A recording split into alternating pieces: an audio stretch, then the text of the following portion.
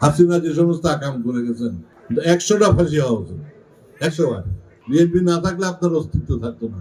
যে কলের মধ্যে আপনি পড়েছিলেন, আমাদের দেশের সেনাবাহিনী ভালো, আপনার সেফলি পৌঁছা দিয়েছে। এখন একটা দলের লোক বাড়ি বাড়ি এখানে ওখানে যে একটা ছোট বই শোয়াচ্ছে, এই প্রতারণার দায়ে তারা জ্বলে পুড়ে খান খান হয়ে যাবেন, আমি বলে দিয়ে গেলাম।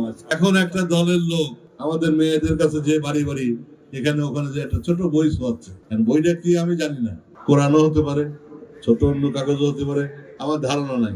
বলছে আপনারা এখানে ভোট দেবেন, বেহেশতে পাঠা দেবো আপনাকে। বলেন আপনি, নবী বলছেন আমি বেহেশতে পাঠানোর ক্ষমতা আমার নাই, আল্লাহ পাঠাতে পারে, আল্লাহর এই ক্ষমতা। এখানে এইসব কাঠমৌলবীদের কোথাতে ক্ষমতা হবে? আল্লাহর সাথে প্রতারণা, নবীর সাথে প্রতারণা, ইসলামের সঙ্গে প্রতারণা, ধর্মের সঙ্গে প্রতারণা, জনগণের সঙ্গে প্রতারণা। এই প্রতারণার দায়ে তারা জ্বলে পুড়ে খান খান হয়ে যাবেন, আমি বলে দিয়ে গেলাম। হাসিনা যে সমস্ত আকাম করে গেছেন 100টা ফাঁসি হওয়া উচিত, 100 বার। যত লোক হত্যা করেছেন, এই হত্যার জবাব উনি দিতে পারবেন? পারবেন না। উনি ওখানে বসে বসে মাঝে মাঝে ফেসবুক এখানে ওখানে কাট করছেন, খুঁজাইতেছেন, বিএনপি কে খুঁজাইতেছেন।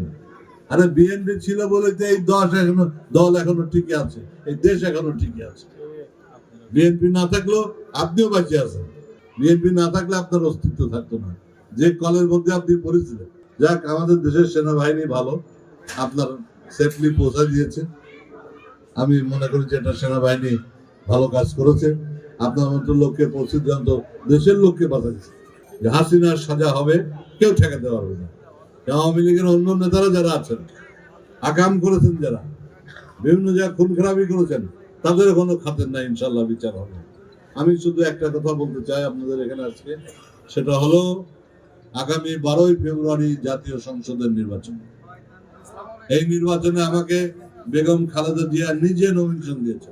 সেই দলের প্রতিনিধি হয়ে এইটুকু বলতে চাই আপনাদের কাছে, আমার ভুল ত্রুটি থাকলে আপনারা ক্ষমা করে দেবেন। ওই 12 তারিখে ভোটের দিন যারা প্রবাসে আছেন তারা ভোটার হয়েছে, আপনাদের আত্মীয় স্বজনরা প্রবাসে আছে, ফোন করলে বা আপনারা ফোন করে বলবেন তোমরা ধানের শীষে থাকবে। ঠিক আছে কি? ঠিক আছে আমার কথা? আবার বৃদ্ধ বনিতা ভোটার, তাদেরকে ভোট কেন্দ্রে নিয়ে যেয়ে একসাথে হয়ে আপনারা ধানের শীষে ভোট দেবেন।